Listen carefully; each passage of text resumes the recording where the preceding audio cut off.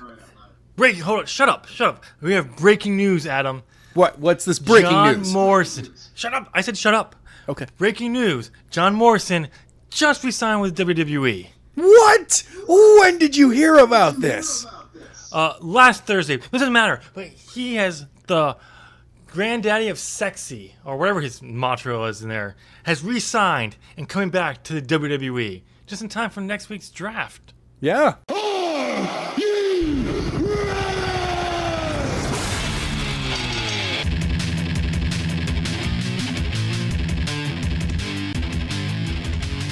Ladies and gentlemen, welcome to a brand new episode of As the Buckle Turns. I'm Adam. I'm Tim. And I mean, right away, we got to follow up that amazing breaking news to kind of spoil it with John Morrison didn't even realize that he signed with the WWE. What are you talking about? Everyone's talking about him signing with WWE.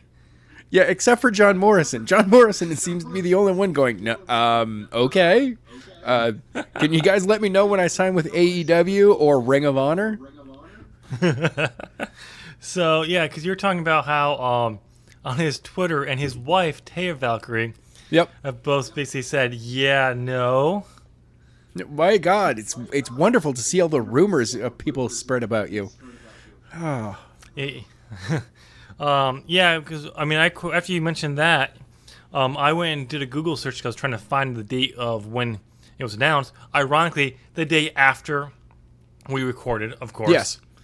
We recorded on a Wednesday instead of a Thursday, and what happens? News happens right after it.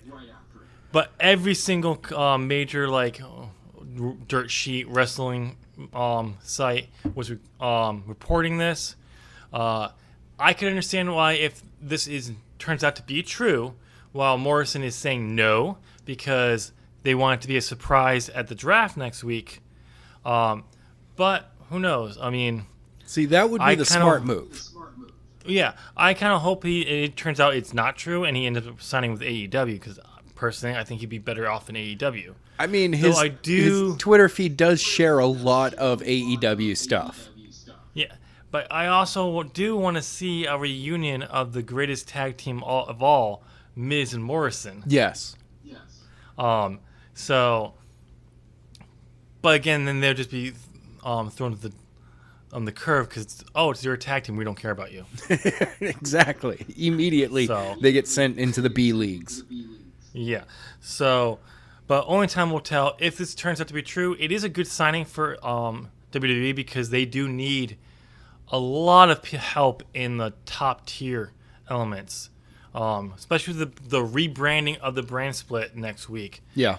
And having Morrison being that guy who could easily drop between the main event and into that upper mid card when necessary would be good for him, good for them. But again, I think it's someone else who would be great to go in AEW. And anyone who says, "Oh, look, another WWE reject joins AEW." You can't say that about Morrison. He left in 2010. 2011. Yes, 2011. You can't say that. No. Not at this point. And he's been taking the independent scene by storm when he was wrestling, so you can't say that. So, but only time will tell. We'll probably find out next week during the draft for that. But other than that, we have a busy episode for you. We have lots of news, but we're going to get the purpose of this week's episode right out of the way because it's a predictions week. Yes, it is. We have to go over our predictions for Lame in a Cage. And yes, I know I did not say that correctly because that's the name of this pay-per-view, because thanks to the premiere week for WWE, only 3 matches have been announced for Hell in a Cell. I'm sorry, 3 matches. Yes. According to Wikipedia, only 3. So when the audience is listening to this show, it's tomorrow. Now, we're recording, of course, on Thursday. But right now, 3 matches. How do you think SmackDown must be just one big go-home show to prep for everything else? Probably, and I don't know. They have to announce all these like at least 3 more matches, if not more, to make it feel like it's an actual worthy pay-per-view. But you know what?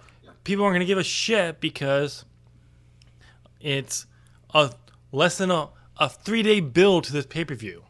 A 3-day build. For most of these matches. Like, And I remember, like, I know that there have been some times where, due to the big match on the card, you could sell a card with only one match on it. yeah. AEW is doing that with only 2 right now. Yeah, With they're not. WWE can't do that 3 days before the pay-per-view. No. So we're gonna go over our predictions really quickly and get them out of the way for Layman in a Cage. And so I don't even have questions because I can't. There's no question for me to ask. For this, we're gonna go without questions for this pay-per-view. Okay. Because we only have 3 matches. So the first match on the list is Seth Rollins defending his Universal Championship against The Fiend in a Hell in a Cell match. Adam, who do you pick?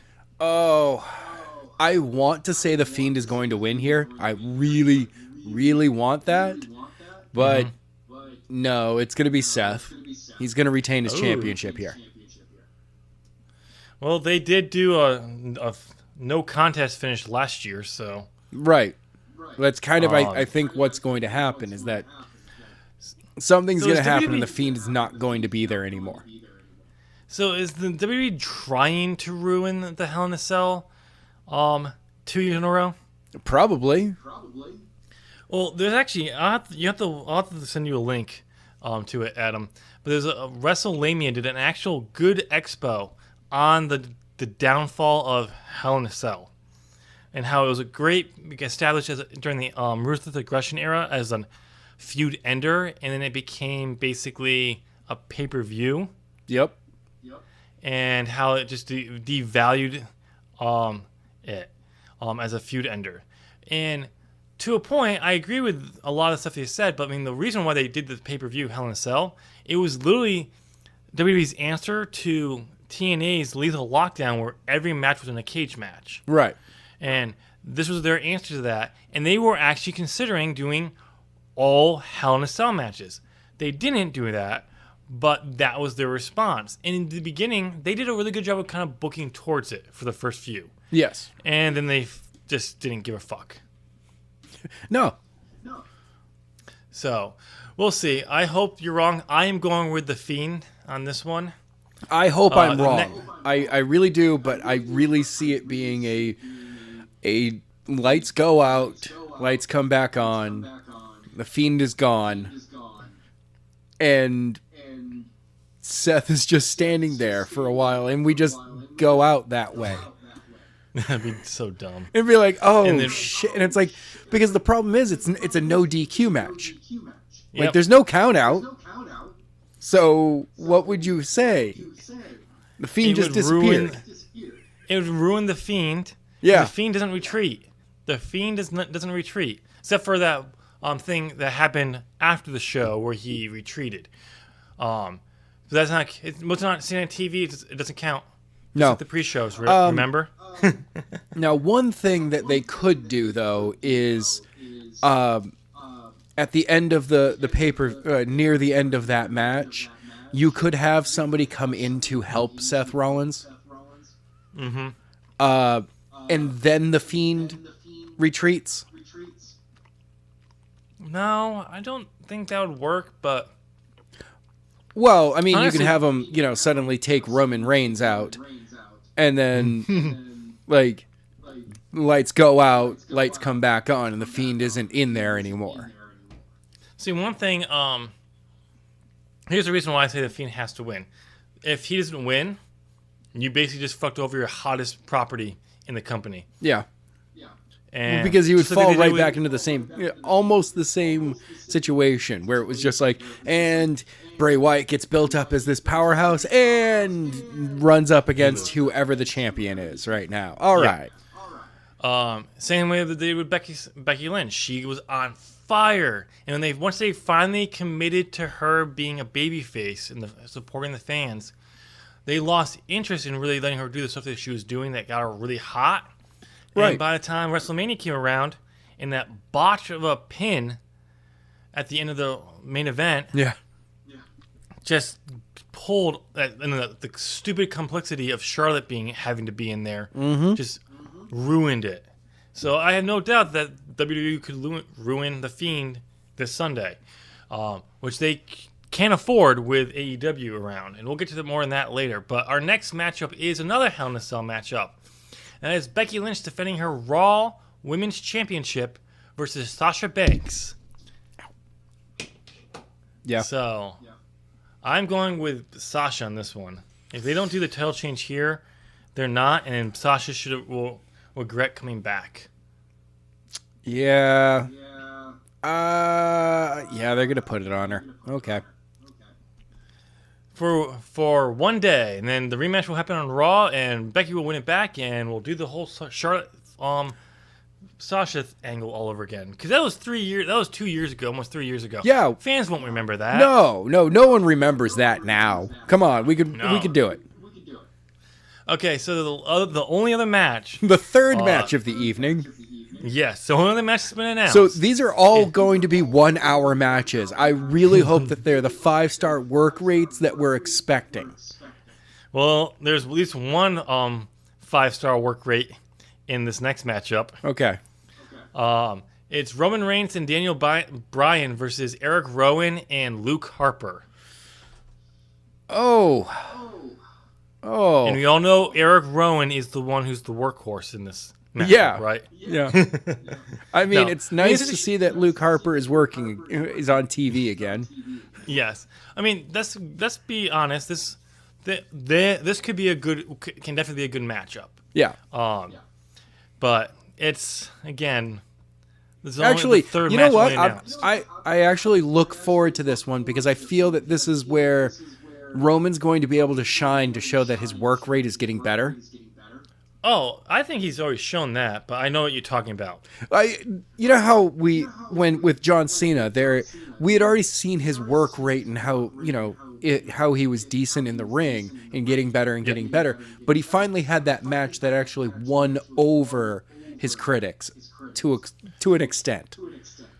No, yeah, I can think you can say that now, but back then you couldn't because he was still being shoved down our throats.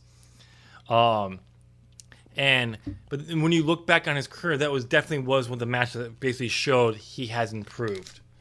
It's also the match that showed that he was being overpushed. Because it took 3 FUs, one through off the top rope, and I think one through a table, and Reigns still kicked out. And it took that's one tough. spear to put John Cena down. Yeah, see, I see this match being where we see how good Roman can be in the ring finally. Okay. Who are you picking? I already have Eric Rowan and Luke Harper down. Come on. Dude, my heart is saying go with that, but it's Roman Reigns on the other side. I'm sorry, I have to go with Roman because he is the golden child. We said that last month, and he lost. So. I know. Which is now confusing. It's really confusing. All right, ladies and gentlemen, there you go. You have our predictions for Lame in a Cage. So, because we're recording this on a Thursday, any new matches that are added to the pay-per-view, we will go through and add in our predictions if we remember to. Honestly, I'm busy with production. Adam works and runs a YouTube channel. Yeah. So if we end up forgetting to predict, even if one of us forgets to predict, those matches won't count towards the predictions. Okay. But But if we any ones that we both get a prediction out there for, we'll end up counting in the overall. Just to make it easier. This way we're not saying, like, if I remember to put them down and you don't, it's not an automatic win for me because you forgot. No, WWE fucked us over. Exactly. Exactly. So we're gonna make this as fair as possible. Since we had three, those three are the ones that could be the only ones that determine who wins, and we do disagree on two of them. So we could tie. Yeah. Which I don't want to tie because I want questions to be answered. But when you are going to do a 3-day build to most of your matches on the pay-per-view, I'm sorry, that's stupid. Yeah, we're not able to keep up with that. All right, now that we got Lame in the Cage out of the way, yes, let's move on to all of our news. So we're going to start with something light before we move into some bitching and complaining. And I wouldn't actually say bitching and complaining. I'd be more like destroying. I don't know about this isn't bitching. This is more about just taking WWE and to task about some stuff.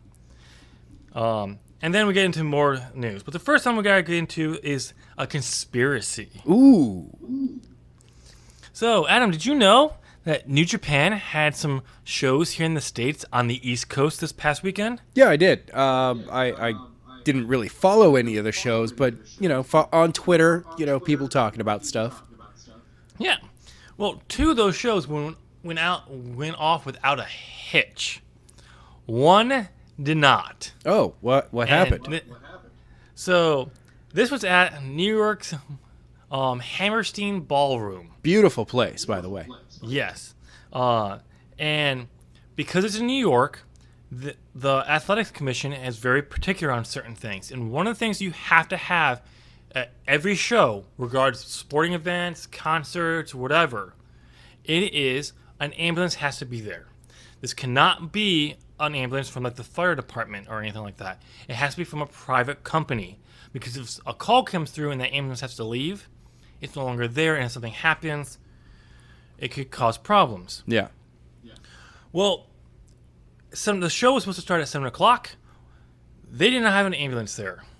And when they eventually got a hold of the company that the Hammerstein Ballroom uses for all their shows, everything, the person said, we got a call early in the day saying this sold-out event was canceled. What the? By someone. Wait, what? Yes. A prank call. Oh. Was it a prank call, or did someone just fuck up in New Japan that decided to check up on their sold-out show being canceled? Right. Or was this something? Was it sabotage? No one knows. So what happened? So what the company did is what's natural. They took that ambulance and reassigned it. It's natural. So the company didn't really do anything wrong because any company would do that. Maybe we have a cancellation here. We're just going to slide it over to this one instead. Yep. Maybe the person who took that call should have made sure the person who they were talking to was someone who had the credentials to actually cancel that ambulance. Mm-hmm. But overall, what they did was a natural move. So what happened was, because there was no ambulance there, the athletic commission person who was there saying, you can't start until you have an ambulance here. And he said it has to be from a private company, because if you get someone from like fire department to come over and they have to leave, we have to have you stop the show. I think they actually did get one ambulance who was from the fire department while they were looking to get the other one. And actually at one point they had 2 ambulances at the show. Oh, wow. And then they had 5 ambulances at the show. Wait, what? I don't know. I can't remember everything I heard about this, but basically, there was at one point they had 5 ambulances because of how they were getting this. They had the 2 was there for a reason, was because if one of the fire department one had to go, there was still an ambulance there. This all happened over an hour and a half before they could actually start the show at 8:30. Which basically meant that they sent out a call straight across the board. Any ambulance, show up to Hammerstein. Okay, I'm on my way. All right, well, I'm a private company. I'm on my way. All right, you fire department, head out of here. These other 4 private companies just went, we're here, and everyone's like, what the fuck? Only one of us needs to be here. And another thing is, at the start of the show, when they were finally about to start, when they got the ambulance there, the ambulances were out front, and the athletic commission representative said, no, they have to be in the back before you can start. Because you have to have a straight line to the incident. Yeah. To the athletes who are performing or whatever happens, you have to have a quick shot. And going through the main entrance is not fast enough. So, but eventually they got it started. The show went on, but you gotta think, when you think about what happened here, the Hammerstein Ballroom, that is known for two big companies in the WWE. I mean, in the United States. WWE did a bunch of their shows there. Yep. When Raw started, and ECW. No, Raw was in a different theater in the same area, though. No, they did some episodes in the Hammerstein Ballroom. Maybe. Well, I know that the hardcore, the ECW? The ECW pay-per-view that WWE did. Oh, no, I'm talking about ECW back in the day. The actual ECW. Was it Extreme Rules? Extreme Rules? Yeah. Or something probably like that. The first two were there. Yeah. Well, I'm talking about back in the day, during ECW when they were separate, did a lot of shows there too. Yeah. Ring of Honor does shows there. Yeah, but not many people know that because they're not as well known in the main. On the independent scene, yes, but WWE and ECW, but also Ring of Honor has a relationship with New Japan. They're gonna want to screw them over. I know. So now I'm not saying someone maybe from WWE, it was TNA. possible, but they've been trying to foster a relationship with New Japan, so I doubt that. I don't, yeah. But anyway, I doubt. I'm not saying someone from the WWE necessarily called up and pretended to be someone from New Japan. No, I know who did it. It just seems unlikely. It seems like this could be something to this conspiracy because to cancel this ambulance, if you're not part of New Japan, you have to know that Hammerstein Ballroom uses this company for all their shows to do it. Yeah. So only companies that have worked that venue would know this. But no, I figured it out. I figured it out exactly who it was. I know. It was the llama. CM Punk. He did it for Biff Stryker. It was CM Punk. Well, no, because they're holding their upcoming tag team tournament is at the Hammerstein Ballroom. I think. Oh. I don't remember. We got one more week before we get to that episode anyway. All right, but just wanted to break that news out there and let people conspire down in the comments section. Adam, I'm going to let you take this one. Oh, God, what is it? About CM Punk. Oh, yeah. CM Punk rumors? Yes. Which seem more okay. So I understood that at one point CM Punk rumors started up because there was supposedly... He was supposed to be at this Friday's Raw. And then I hear that, no, he had asked The Rock to call him from Raw. And I was like, okay, from SmackDown. I'm like, okay, so we're not actually going to get CM Punk, but he's going to technically interact with the audience for a moment. No. Well, the reason why he brought up, because I actually saw this. I was on a late night commentation. They brought this up about The Rock calling him at the Staples Center, and he's like, I purposely didn't go, pick it up. I saw it was The Rock and all that. He's like, and The Rock's going to be there this week. He's like, you know what? Call him. Hey, Rock, if you can call me from the Staples Center again, and what we could do is because the rumors of him signing with going back to WWE is him shot backstage of him answering his phone. See, okay. That's part of that. But he has confirmed that he was in talks or is in talks with Fox about the WWE backstage show. Right. He's confirmed that. There's other things about possibly talking to WWE now about maybe a return. So only time will tell. From what I've been reading and seeing so far, it's leaning more towards a backstage role. Yeah, no, WWE Backstage is the name of the FS1 show. Well, yes, but it's not he's not going to be getting in the ring. No, exactly. But only time will tell, because it has been cleared that if he does get the job on Backstage FS1 show, he'd be working for Fox, Right. not WWE. So, but we get that out there just so that people think about it. I mean, if he came back and because they could sell, because he has said multiple times in the last 5 years he's a different person now. He's all that anger and all that stuff gone. Yep. And if he can figure out, like, he wants to do one more match where he actually can, main event in WrestleMania. Oh my God, that would be great. Awesome. Put it in your goddamn contract, Punk, though, if you do. Yeah. So Vince can't say, I'll give you it, and then change his mind. Like, no, you have to give it to me, or I can sue you. And I will own WWE. And it will become CME.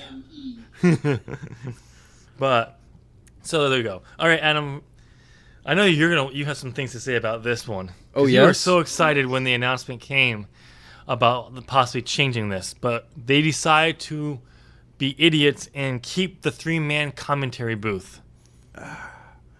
Look, okay, so there are some great 3-man groups out there. Like, New Japan, they have it, whenever they have it, it's pretty good. I think it works best if you have a distinct play-by-play person, Yes. a distinct face cheer color person, and a distinct heel. What doesn't work is when you have a Vince McMahon in your ear screaming at everyone to keep talking about this, or this while they're trying to do their job. Yep. Like, you gotta allow the play-by-play person to literally call it play-by-play, with the only reason the color commentary should be kicking in is to piggyback. Piggyback and also add information about the story going on. Yeah. But if you have a 3-person team, the only time the heel person should be speaking up is if what's going on is the heel. Yep. Like, the heel is in control, so the heel commentator should speak up about it. And then when it switches, then your face commentator should be coming up more. And not Corey Graves, who basically just butchers and overspeaks everyone to make sure he's heard and not anyone else. And make Renee Young look stupid. And the fact that he straight up, comes across as being a jackass the entire time. And I'm just like, at least JBL came across as just being like, I'm rich and I'm an asshole. That's all there is. Corey Graves is like, I have to make fun of every single person. I have to find something about them and take a dig at it over and over again. Well, and they had someone who did this for a long time, and they actually told him to stop doing it because it had negative backlash. That was Michael Cole not that long ago. Yeah. So apparently Vince loved it, and he's having Corey Graves do it now. But apparently, because he's not the lead commentary, it's okay. Right. No, it's annoying. Your commentary sucks. Except for NXT. That's actually pretty good commentary. But no, at the same time, though, Raw's team, I don't know how well they did on Raw this week. I haven't checked it out because they brought up newcomers, Vic someone, and I don't know their names. But they brought Jerry King Lawler back for the 3-man against Paul Heyman because he did not want Lawler. And apparently it's a temporary gig for Lawler. And the rumor is we actually might get Mickie James, who has started as a commentator for Main Event. Okay. And so, because she just had knee surgery, she's gonna be out for several months. So this is something they could do that. They may actually transition her into this kind of position and just be done with her in the ring. I think that'd be a mistake. She can still wrestle if you actually let her fucking wrestle. Yeah. Send her to NXT. She did a great job against Asuka. down there. But until they have what the final third person is. But again, two-man, they announced a two-man, it works better. It does. So much better. And the fact that they said that they announced that they were actually thinking about doing this, and they've decided to go against it because I don't know anyone who says that was a good idea is a moron. It gotta be. I mean, I don't want to jump into AEW news too quickly, but there is a little something I want to catch up on there because their commentary booth was actually pretty good, though it was at times hard to tell from me between Tony Cervante and Excalibur at times during the commentary. Voice-wise? Yeah, just at times there was. They both have distinct voices, but sometimes they seem to have the same tone. Ooh. Like, dead okay, on. no, I understand that. And I could just be wrong. It may have just been Excalibur who was speaking the entire time, and Tony didn't speak as much. Because I don't know. But the thing I want to talk about is they had Dr. Britt Baker come out for the women's championship match. And she said like 10 things the entire match. And you could just tell, like, when they took put a shot of her, she was not comfortable being on commentary. She didn't want to be on commentary.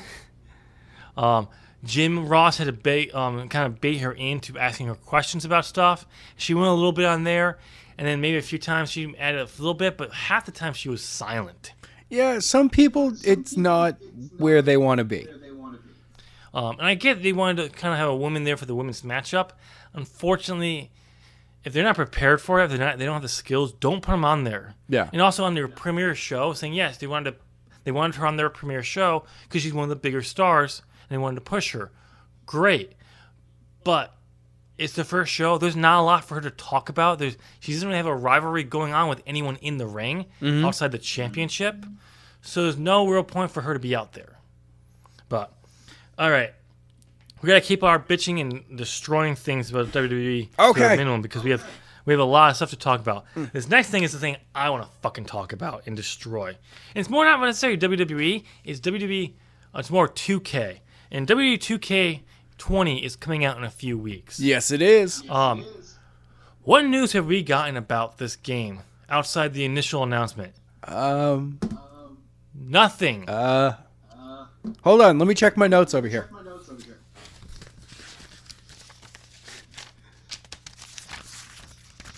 Nope. Why are you just making it look like... I got nothing. I got nothing. Hey, Adam? Yeah. Adam, if you just flip through random pages to make it sound like you're shuffling through notes, it's not actually looking at notes. I was looking at my notes. Yeah, there were... Sure. I have notes upon notes over here.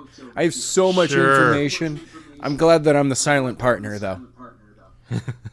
But they haven't really released anything.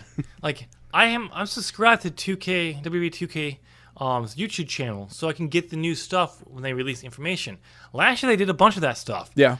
Nothing. Only just entrance videos. Nothing about the new stuff coming out or that. And it was like, and this game comes out in about 3 weeks. You know what that tells me about this fucking game? That it's the 2K19 all over again? It's 2K19 with very few patches. Oh, except for there's women on it are getting some treatment. And that's all you have to... Look, the women. The women are getting stuff. The women are getting stuff. Same game. Yep. Women. Yep. That's about it. And I'm just like, and I've heard someone on YouTube talk about the update to Universal Mode. I don't remember how the guy said he knows this. It seemed like a legit source. Okay. I'm still skeptical until the game comes out and confirms this. But again, once again, this is the one game package that gets very limited stuff. And I'm just like, and you just basically showed me there's no point in getting this game. And I'm not going to get the game. I will keep playing WWE 2K19 until I feel like the next WWE game comes out that's worth my money because it's a massive upgrade. See, I'm going to end up buying it for the simple reason that the adventures of Biff Stryker must continue. And he must win the Universal Championship once again so that he can create the New England Wrestling Alliance. It's a new universe, people. All new universe whenever that game comes out and I start playing it. No, see, The Now, multiverse if is this- real. There's going to be, At this- at some point, maybe multiple Biff Strikers. I don't know. if they charge this game for like $35, no, that's too much. $20, I'd buy it. Okay. It's not gonna happen. But like because that's basically what they're telling me about. No real release of information coming out about it.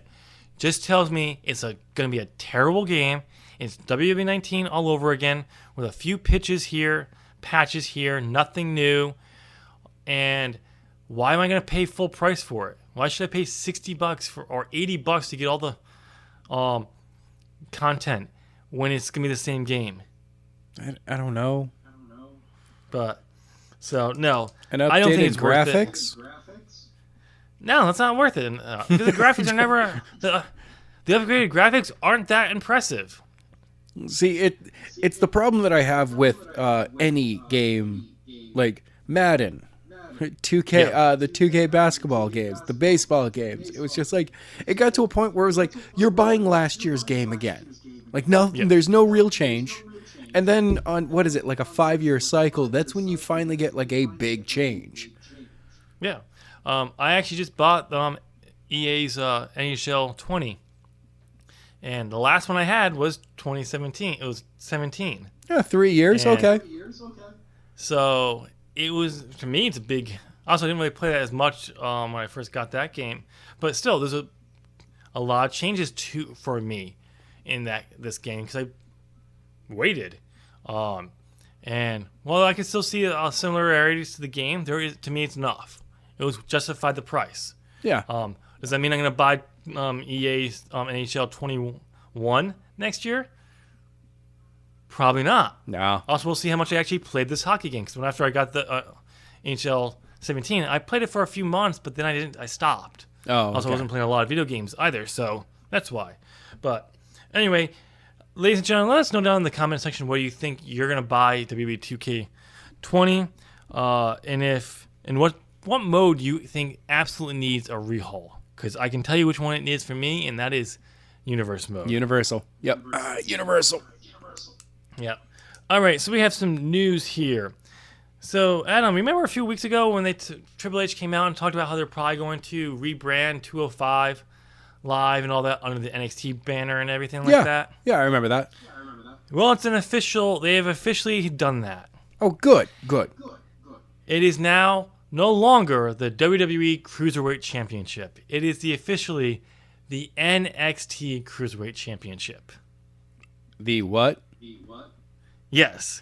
There So is no longer a WWE they Cruiserweight relegated the entire cruiserweight division to the developmental brand. Yes. Oh, that is a slap in the face to everyone that's in that division. You know that, right? No, it's actually a promotion because the way they treated 205 Live, and they basically ignored it. Okay, let me put that another way. That would be a slap in the face to everyone in that division if that division had ever been taken seriously at Yes. the main roster level. Yes. But it's actually WWE, so actually this is a promotion. Yeah, this is actually a pretty good thing for them. It's going to be around the crowds that were there hot for the Cruiserweight Classic. Mm-hmm. If they can bring that, if Triple H would bring back that style of what they used during the Cruiserweight Classic, I think it would get over more. But that's nice to know that they actually did there, and it does bring another championship belt into the NXT. Oh, one thing I forgot to ask you, dude. What's that? How does weekly filming now affect Campus? Doesn't really notice much of a difference, but I did hear from a professor this week that it has affected his class because he does during the first week of the new month of courses for the course, he goes over tool stuff. But there's a certain class that he does, or people, I can't remember how he said it, that work NXT, and now it's every Wednesday they have to work that show. And so he does a certain thing on Wednesdays now instead of normal. But that's the only thing I've really heard it affected. Oh. But so who knows? But I did see. Actually, as I was leaving campus yesterday, like it wasn't like a limo, but it was like one of those vans for talent, but it was kind of like stretched a little bit, so Yeah. it was more of a fancier one. Pulled right up to the front of the arena, as I was going by, Full Sail Live, and I was like, seeing people couldn't get out. I'm like, who is it? Who is it? And I think I may know who may have been in there, but I cannot say for sure it was Oh, okay. because I didn't see. I just saw someone get out, but I didn't really because I'm going the opposite direction. And I'm not looking back and hitting someone to find out if there's a surprise. Oh, I would have stopped and just been like, rubbernecking. Hold on, let me rubberneck over here. The person I think it may have been, I don't think they would have him arrive this way because it was supposed to be a surprise. I think they would have snuck him into the building later, but only time will tell. I don't know. So, Okay. but and by the way, the person I thought it might have been, it could have been Finn Balor. Oh, But we'll talk about that in a second. okay. So the next matchup next thing that we have on here outside the NXT, actually that's what we actually got to talk about next, honestly. NXT. NXT. We had the official AEW and NXT Wednesday Night Wars has launched. Yes. And from what I've heard from about NXT, they put on a takeover level show. They did? Last night.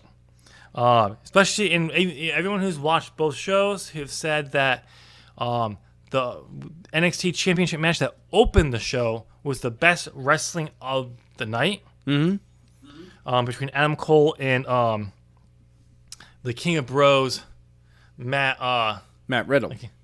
Matt Riddle. That's right. I couldn't think of his last name for a second. Wow, really, dude? I know. Ah. It blanked me for a second. Then after Adam Cole retained, we got the first returning star of Finn Balor announcing he's officially with NXT, Yes. which is a great placement for Finn Balor. Finn Balor is so scared of the Fiend that he has run all the way back to NXT. Yes, he did. I mean, do you blame him? This is The Fiend tried to kill him in the ring, in front of Finn everyone. broke his neck. Yeah. Finn broke his neck. And basically broke his neck in the move. So, like, yeah. But this is a great placement because if they do want to use main roster level talent, bring back the people who are huge on this brand and use them strongly. Yeah. And Finn, this is a great spot for Finn. It does cause some problems for me about what they're going to do with Finn and a few other things, but we'll get to that in a minute. Okay. And the final big return for NXT was the return of Tommaso Ciampa, Yay. who, when he came out, would not take his eyes off of Goldie. Do you blame him? Nope. Until the very end where he looked up at Cole. But Tommaso Ciampa, who was out with a neck injury, has officially returned. And so, well, I think it's great he's back. This brings up some questions. Okay, you have Finn Balor now back. You have Tommaso Ciampa back. You have Johnny Gargano. Where are you going to go with them? There's other people. If I actually went through their roster, I could probably think of other people who could be in that main event level for the challenging. Okay. But you just had two big returns. Now, who are you going to go with for the challenge for the championship? Well, Where do you go with Matt Riddle? Because he just lost. Honestly, I know exactly where he needs to go. He needs to go through the North American Championship. yes. But again, just like you already have this huge talent pool in NXT that they haven't been using, which I give. It's only been 3 weeks that they can start using. But at the same time, you bring too many main roster levels talent over Yeah. as an issue. What I see you can do right now is, I mean, Matt Riddle just lost, so he shouldn't be in the title picture. You've got too many people that can be in this title picture right now, and it's actually Yes. a good thing that they have so many people in their title picture. That's Yes. a healthy thing. right now, because I mean, you had Ciampa come back. He had to let go of the title. He didn't lose it, did he? Yep. No, he didn't. He had to let go. He is in the he's in the hunt right away. Yep. But you can make an argument for Finn Balor, because not only is he from the main roster, is the former Universal Champion, United States Intercontinental Champion, 2-time Intercontinental Champion. He is the longest reigning NXT champion. Yes. To date. So you have an instant there, but I do agree with you. Tommaso would have a better claim because he never lost it. But again, where are you going to go with this? Are we going to continue on with Ciampa being a heel? I don't think so. I know where I would love to see them go with Ciampa, and it's not get the match out of the way for with Ciampa and Adam Cole. Adam Cole retains and move, because I know some people may not like this, but I think it's a great move, is move back to DIY. Oh yeah. And have them take the tag titles off of Undisputed Era and actually finally give them that run that they didn't get with the tag titles the last time. What I would also have is just for a moment, Finn is named the number one contender. Mm-hmm. And everyone, Ciampa is, he comes out. And he's like, normally I would have attacked you or whatever. He's like, but now, you know what? I'm feeling better about myself. Surgery really set me straight. I challenge you for the number one contender spot. He's like, other than that, I'm going to make sure you never get to your match. And you're like, oh, Ciampa's still a bad guy, but he's being a gentleman about it up front. Yeah, I can see that. But I would like and then put DIY back together. Yeah, because one of the things that you can do with that story is when DIY came together, they were hot. They did win the tag titles, but they didn't last that long. No, they burned every time out. They went for the titles, every time they went for the titles and they lost, this led to the falling out of with Ciampa and Gangaro. They had their legendary feud that culminated with them coming back together after Johnny won it. But again, Johnny couldn't hold on to the belt, another championship, for very long. Same thing in the North American Championship. Yep. Any championship he's held in NXT, he hasn't held very long. So what you could do is with the United, and the story you could tell was Ciampa going in from the Cruiserweight Classic just felt overlooked the entire time. It was always Johnny wrestling. So that's why he did what he did. But now that they're back together, now that they're good friends, and it's not just Johnny wrestling, it's the Blackheart. Yep. You can spin it where it's like, okay, now they win the NXT Tag Team Championships. They hold them. And this could be the redemption arc for Johnny, where he's now able to hold onto championships for a long period of time. Yes. For that. And you can build the brand around these guys right now. Yeah. Instead of not knowing when they're going to be called up, now you can go, no, they're here until after, for a minimum of 2 years. Yeah, no, these are the guys who are keeping them here. They're going to be our big stars for a while. So, all right, that's what we have for NXT. We can't really go into the details of it because we haven't watched it. Nope. But we're going to move into the main thing here. Is a bunch of AEW stuff. We're going to start off with the first big thing we have here is Jack Hager. Your screen just froze. Oh no, Tim, I lost you on video, and I have no idea what you're saying over there right now. I think you lost it. Oh. Sorry, fans. So this is the Tim Show now. It's the Tim Show. All right. So we were talking about the arrival of Jack Hager, formerly known as Jack Swagger in WWE. Yes. Adam, this is just becoming a place where former WWE rejects go, obviously. I mean, are you saying that Jon Moxley's a reject? No. I mean, I'm he's just been saying 'cause champion.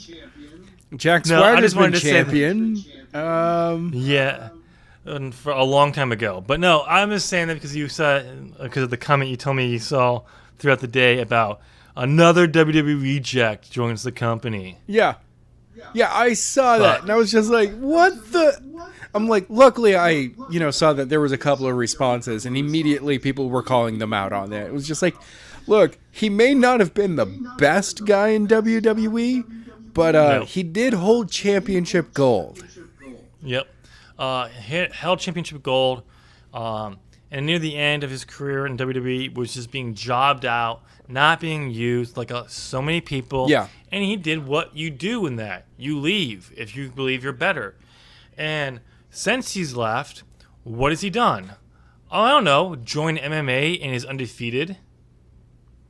Yeah. I mean, he's only had He's two gone- matches, but still undefeated. That's Yep, better he's than CM Punk. Yep. He's in the middle of training for his third match at the end of this month for Bellatrix. He is currently the Lucha Underground champion. I don't think Yes. that's ever going to go end. I because don't think we're he's gonna get ever another going one. to lose that belt. Nope. So I don't think It's we're ever like going to when get another season. Hornswoggle was able to say that he was still the current WWE Cruiserweight Champion. Yep. He never lost the belt. And then you have he's won championships throughout the independent scene. He is strong, and his debut was strong. Yes. I remember seeing him move this fast in some of his matches with WWE, but they were always so few and far between because WWE didn't want to use him correctly. They they had didn't. their standard match. And I'm sorry, but those elbows that he was delivering to, was it Matt or Nick in the corner? I think that was Nick. Yeah, he's just bam, he's unloading on him. Looks behind him, sees Cody down, whips across, jumps on the middle turnbuckle, comes down in a Vader bomb, which I always thought his Vader bomb was the dumbest looking move in WWE. And it looked dead on. I think it was the part of Cody selling, the crowd reaction, and the fact that there was no pause. The just moment he pause. got to the second rope, he was kicking off and throwing himself into it. While Yeah, it was in so- WWE, it was so there was crisp. always the pause. Yep, he wasn't moving as fast as he did. He moved across that ring so fast and was up and in, coming down, that I think in the crispness of the move, it just showed how good it is. Yeah. And I also think it shows from being away from WWE and being able to really explore how he wants to wrestle. On the independent scene, it's good. So, great debut. Now, Adam, I have a question for you. Yes. When do you think they signed John Hager? Jack Hager. What? A couple weeks ago? Last minute got him right in there. No. Oh. He's been, according to Tony Khan, he's been signed for a very long time. So And they've just kept been it holding secret. on to this. Yes, according to Tony Khan, they've been holding on to for him for a very long time. Well, I mean, we also basically had the formation at the end of the show, which, by the way, I can't wait to truly watch this and sit down with it, of a heel faction. Yes, it was a great thing. We'll get more into that in a little bit. Okay. But overall, it was a great debut for him, and just showed he can be a star. He can be a main eventer, going forward. And I can't wait for next week's episode. But the next thing we gotta talk about is AEW now has their first ever women's champion. Yes, they do. Rio defeated Nia Rose to become the first AEW Women's Champion. And it was a pretty good matchup. There were some botches there in the match. It happens. It happens. Yep, but overall, it was good. It was fast paced, which I was kind of concerned about because Rio's match at All Out was very slow paced. It was still a very good match, but it was not what I thought it should have been. I thought it should have been a little bit faster paced, but this was a great matchup. A commercial break did happen. A very long commercial break happened during this matchup. Oh. But they did the smaller screen for it. So while the commercial is going and the audio for the commercial is playing, in the upper right-hand corner, the action is still being played, so you can see the entire thing. See, that's a smart move. I mean, and that's only, you should only have to do that if the scheduling forces you to do. Otherwise, I would do it, do most of your commercials after a match or before you're coming back to a match.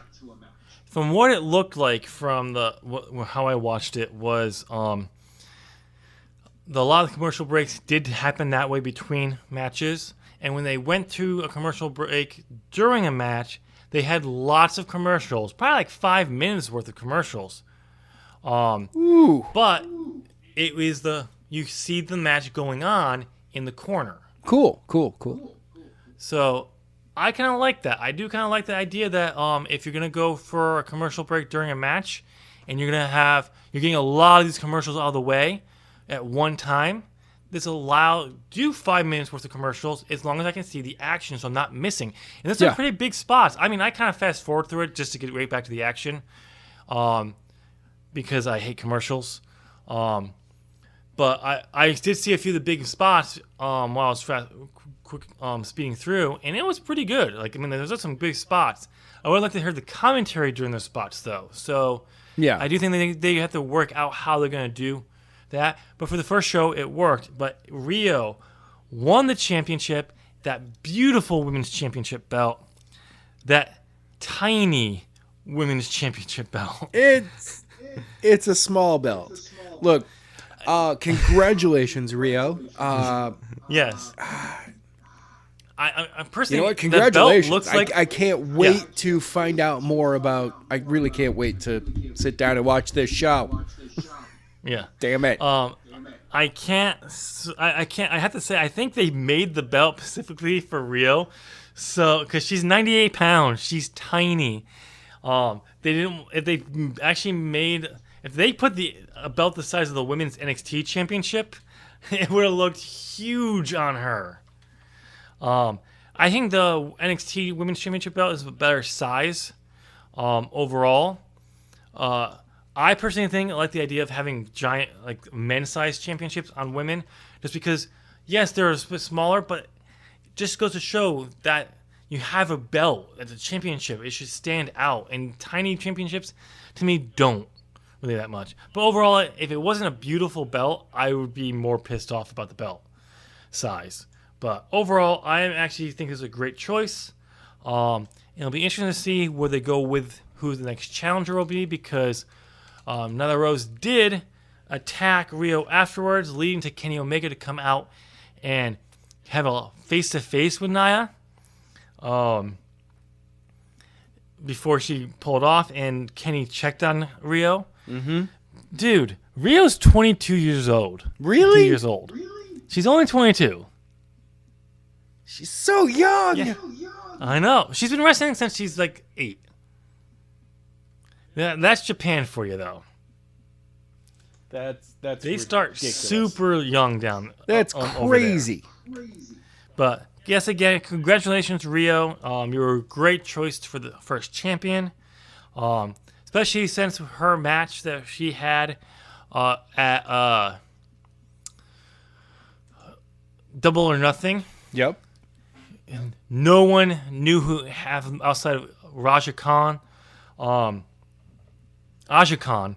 No one really knew who anyone else was, and all 6 women, to me, still is like a show. It was the underestimated card. It had the fans cheering. It got a "This is awesome" chant that the women's match before that had the more well-known names. Oh yeah, didn't get exactly. So this was a great starting point, because I especially think they were aiming to put that belt on Brie Baker, and they saw that while she was getting over, she wasn't getting over as much as others, and they made the choice. I don't know for a fact that that's what happened, but that's my view.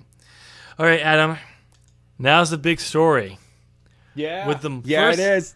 battle in the Wednesday Night War. I still gotta get used to saying Wednesday Night War, not Monday Night War. It's the Wednesday Night Wars. Who came out victorious? Well, what are we And counting here for in-ring action, crowd reaction, ticket sales, ratings, going off of- TV ratings?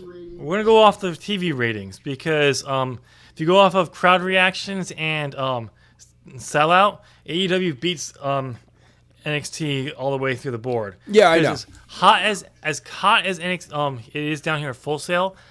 Wrestle Talk, Ollie Davis said it best.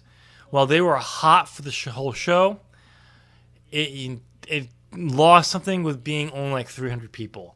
When you go to AEW and they're hot and you see 12,000 people Yeah. going nuts. It's a little bit and more you than see- 300. Yeah, going nuts. And you see the Vince fears the ratings sign again. It came back. It won all that. But the ratings is what's going to count. That's what Vince is going to be looking at. Okay. Whether NXT is successful. It's also where the advertisers are going to be looking at. So who won? So Well- last night, before we get to the actual numbers, last night they dropped the Nelson ratings just for the overnight really quickly released, with AEW getting a 0.7 and NXT getting a 0.5. These were the official ratings. Let's make that very clear. So because they have to wait for all the ratings and all that stuff to come through and compile it. They actually announced it after we started talking pre-show, and it is very clear who won the first battle, with AEW demolishing NXT, with a 1.409 rating, Yeah. with NXT getting only 891,000. Okay. So I said last week that AEW would have to hit 1.2 to even really show that they have dominance. Yep. And all I can compare it to was NXT's first week of a 1.17. Yep.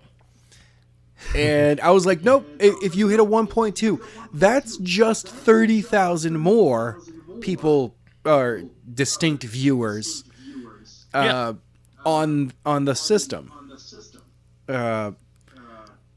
Instead, they hit a 1.4. Yeah, they kind of beat that. They kind of beat them. Oh yeah, and not just that. On PlayStation View, PlayStation's streaming service, AEW got 3 times the amount of views than NXT did. There's no official numbers released. I got that from Dave Meltzer. He didn't have the numbers, but he just knew it was 3 times more views. Yeah. And then Google searches. Ooh. AEW got 143,000 Google searches compared to NXT's 20,000. Ooh. It's official. There's no argument about it. AEW demolished NXT on the first battle. And let's be clear, it's only one night. Exactly. But And- since and NXT also- had 2-night advantage, they've been on it 2 weeks ahead of them, and NXT still lost. Says something. No, Also, if maybe WWE would actually advertise NXT on their other 2 popular shows, this rating would have maybe been a little bit higher. I absolutely okay.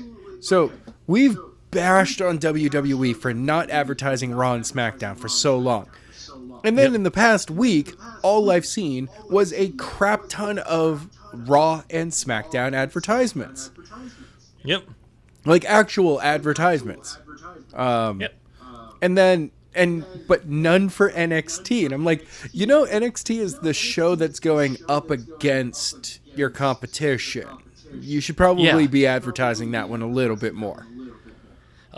Luke Owens on Wrestle Talk actually said it best. What NXT put on for their show, a takeover level event for a weekly TV taping, to show that we're at war. AEW basically said, no, this is our brand. This is what we are. If you like it, great, keep watching. If not, Okay. okay. And they still won. Now again, this will be something to look forward to next week. Right. Who are the fans going to watch next week? Because here's the thing. I mean, Attitude Era did this every week, but look what happened to the Attitude Era, and look how well that Attitude Era actually aged. Not very well. Some of it has not aged very well. The titles, that's where all the titles basically got devalued a lot of the Oh, time. Don't get me wrong, I love consistent title changes back and forth unexpectedly. Even about a week or two difference. When it means something, when you have like 3 or 4 people who should be can be changing that belt back because they're so good. But eventually you have to have a lengthy title reign for it to mean something. But NXT can't keep putting on takeover level events every week because then it's going to devalue takeover. You have to launch takeover to even a higher level, and I just don't think they can do that. I don't think so either. And they clearly packed the show out with their top talent. They didn't really use some of their other talent they need to get on TV. So if you're going to try to do what you did this week, every week, all the talent you need to be getting on TV so people can start getting to know their characters, storylines with them, and all that. Yeah, they're just sitting back there not doing anything again, like they were when NXT was only a 1-hour show and you had too much talent signed to developmental. But so it'd be interesting to see this. A plus sign that AEW has over NXT and WWE in general is they've already announced the next several shows. What's going to be on that show? People know what to expect. So we know next week in Boston, Jericho's defending the AEW World Championship. Yep. I believe Kenny Omega, Kenny and John will be at full gear. Yes. So next week, either Kenny will be injured and won't be able to be at the show, or there'll be another confrontation between the two of them at next week's show. Yep. Only time will tell, but we know what's coming. We know that the tag team tournament is launching next week. Yep. They did a very good job of plugging that tournament on AEW. So it's just going to be interesting to see how this all goes about. What the ratings will come back to. We very well could see NXT take over the lead next week because of how hot the show was. I think their rating may be a little bit up, but I don't necessarily see them taking over the rating. No. But only time will tell. I don't see next week beating a 1.4. I see next week probably being a 1.2. Actually, I'm kind of keeping them in the 1.2 area right now. Yeah, I think, and maybe they could. If they maintain the next few weeks at around a 1.4, 1.3 rating, that's very good. And that will be, but only until we get to about mid-November, December. Will we know what the average rating is going to be for AEW? Yeah. Because it takes multiple viewings, seeing the consistency. And don't get me wrong, we're not going to go into here. Maybe next week. But they have some stuff they do have to work out. Yes. But, for the first show, it's great. It's entertaining. I only fast forward through the parts where they had the commercials playing during the little side view because I wanted to get back to the main action. Because I hate commercials. But overall, it was a great show, and it'll be interesting to see how this goes forward. Will Vince just say, you know what, AEW just is a little bit bigger than NXT. We're demoting it back to developmental. We're not even going to try. or will he say, nope, load on more main roster stars? It's going to be load on more main roster stars. Probably. And it won't make a difference if you're not advertising NXT. Yeah, of course. Well, because he's going to actually put bigger stars than Finn Balor, because in Vince's mind, Finn Balor has always just been NXT. He'll put a real star down, who he thinks a real star is down there, and he'll actually advertise that. But only that, nothing else about NXT. Just that guy appearing on NXT. Well, yeah, of course. On other shows. Of course. But Also, dude, I gotta let you know there were a couple of celebrities in the front row at no, there weren't. at Dynamite. No, there weren't. They are None. C-list celebrities, man. They are Nope, internet none. personalities. Nope, none. I don't know what you're talking about. It was Jay and Silent Bob themselves, Jason Mewes and Kevin Smith sitting front row because of Chris they're not Jericho. stars. They're not stars. Yes, they are. You take that back right now. You make me. I would not be doing this right now if it wasn't for Kevin Smith. You notice how I'm saying this? Over 1,000 miles away. I know. Because you can't. There's nothing you can do to make me take that back. If I was in the room with you, take it back, Adam. You're scaring me. Take it. I just suddenly send you a picture of your front door. You're like, Yeah, okay, you know what? I will take that back. I'm like, yes, you will take that back. It's like, Adam, I don't believe you. That's there. The door's unlocked. Come on in. I just walk inside. I take a picture of your refrigerator, and you're like, okay, I have you on video. How are you doing this? You're taking a picture of it right now, but I can see you at your apartment. I'm that good. I am that good right now. Also, my room is right next to the door, so I would hear it open. So, But yeah, Kevin Smith, Chris Jericho brought Kevin Smith and Jason Mewes to the first episode of Dynamite. That's cool. Got them front row seats. They were captured on TV. And Yes, they Kevin were. is obviously having way too much fun at the event. yes. They had Jack Halo or whatever his name and Helico come out and get in their face. And what's Jay? Whoever plays, what is his real name? Jason Plays Mewes. Jay. Jason Mewes. Basically says, "You guys are overhyped. You can't even win a match." And they flip out, and you had Private Party come over, which sent them away. And then Private Party left, and that was when the first advertisement for the tag team tournament Okay. was talked about. So, but overall, this was AEW's first show. Dynamite was good. The name is settling in on me because it's only AEW Dynamite. Right. But if it was AEW Wednesday Night Dynamite, I would be it would not be going over. But it's slowly settling on me.